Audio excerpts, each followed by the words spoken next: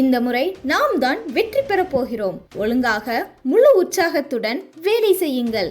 யாராவது தங்களது பொறுப்பை சலித்தால் கட்சியிலிருந்து வெளியேற்ற தயங்க மாட்டேன் என கோவை மாவட்ட நிர்வாகிகளை கடுமையாக எச்சரித்துள்ளதாக அமைச்சர் செந்தில் பாலாஜி. அவர் எடுத்த இந்த திடீர் நிலைப்பாட்டுக்கு பின்னணி ஒன்றும் உள்ளது.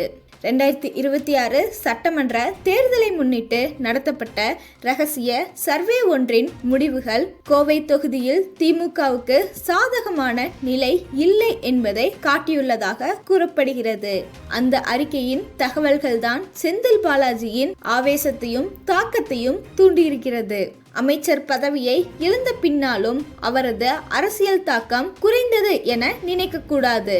திமுகவின் உயர் தலைமையால் வந்தேற்பாடாகவே செந்தில் பாலாஜி வரவிருக்கும் தேர்தலுக்காக கொங்கு மண்டல பொறுப்பாளராக நியமிக்கப்பட்டுள்ளார். இதன் மூலம் கோவை மற்றும் கரூர் மாவட்டங்கள் முழுவதுக்கும் அவர் நேரடியாக பொறுப்பேற்கிறார். இதற்கு பொருத்தமாகவே திருப்பூர் மற்றும் ஈரோடு ஆகிய மாவட்டங்களும் அவரது நிர்வாக கட்டுப்பாட்டில் உள்ளதாக கூறப்படுகிறது. இம்முறை ஒட்டுமொத்த கொங்கு மண்டலமே செந்தில் பாலாஜியின் கண்காணிப்பில் செயல்படும் நிலைமையை பெற்றுள்ளது. இந்த தொகுதிகள் அனைத்திலும் திமுகவின் வெற்றியை உறுதிப்படுத்தவே அவர் நிர்வாகிகள் ஒவ்வொருவரையும் நேரில் சந்தித்து கடுமையான எரிச்சல்களை விடுத்து கட்சிக்குள் ஒற்றுமையையும் கட்டுப்பாட்டையும் வலியுறுத்துகிறார். கடந்த தேர்தலின் போது சிறையில் இருந்தபடியே பல தொகுதிகளில் திமுகவை வெற்றிக்கோட்படுத்தியவர் செந்தில் பாலாஜி என சொல்லப்படும் கருத்துக்கள் கோவையில் பரவலாக பேசப்படுகின்றன. அந்த நேரத்திலும் தனது கட்டுப்பாட்டில் இருந்த நிர்வாகிகளுடன் ஒருங்கிணைந்து வலுவான தேர்தல் யுத்தத்தையும் நடத்தியவர். இம்முறை அதைவிட மேலும் தாக்கத்துடன் களமிறங்க தீர்மானித்துள்ளார். திமுக தலைமை இப்படிப்பட்ட நம்பிக்கையுடன் கூடிய ஆளுமையை எதிர்வரும் 2026 தேர்தலில் கொங்கு மண்டலத்தில் வெற்றிக்கு வழிவகுப்பதாக நம்புகிறது. அதற்கேற்ப இந்த முறை கொங்கு மண்டலத்தில் திமுக கொடியை நாட்ட வேண்டும் என தீர்மான மனநிலையுடன் சபதம் எடுத்துள்ளார் செந்தில் பாலாஜி. இந்த கொங்கு மண்டலம் என்பது சாதாரண இடமல்ல. அதிமுகவின் பலம் மிகுந்த கடந்து செல்ல முடியாத வேட்டையாக கடந்த 25 ஆண்டுகளாக இருந்திருக்கிறது. திமுகவுக்கு பலமற்ற நிலை நிலவியதால் அந்த பகுதிகளில் வெற்றி பாதை காணப்படவில்லை. மேலும் தற்பொழுது அதிமுக பாஜக கூட்டணி அப்பகுதியில் அமைந்துள்ளதால் திமுக எதிர்க்கட்சியாக செயல்படுவதற்கு கூடுதல் சவால்கள் உருவாகியுள்ளன. இந்த சூழலை சீராக மதிப்பீடு செய்ய தொகுதி வாரியாக ஒரு ரகசிய சர்வேவை நடத்தியுள்ளார் செந்தில் பாலாஜி. அந்த சர்வேயின் முடிவுகள் அவர் எதிர்பார்த்தபடி இருக்கவில்லை. அதாவது கொங்கு மண்டலத்தில் திமுக இன்னும் பலவீனமான நிலையில்தான் இருப்பது உறுதி செய்யப்பட்டுள்ளது. இதுவே அவர் தீவிரமான நடவடிக்கைகள் எடுக்க தூண்டியுள்ளது.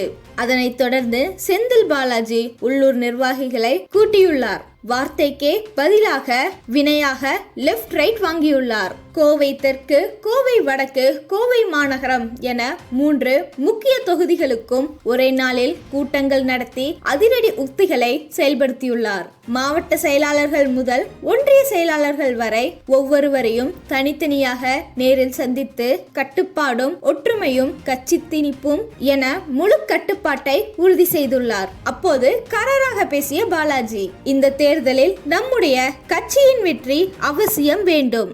ஒருவருக்கொருவர் சொந்த பிரச்சனைகள், தனிப்பட்ட அச்சுறுத்தல்கள் அல்லது ஈகோவால் எந்த விதத்திலும் கட்சிக்குள் இடர்பாடுகள் தோன்றக்கூடாது.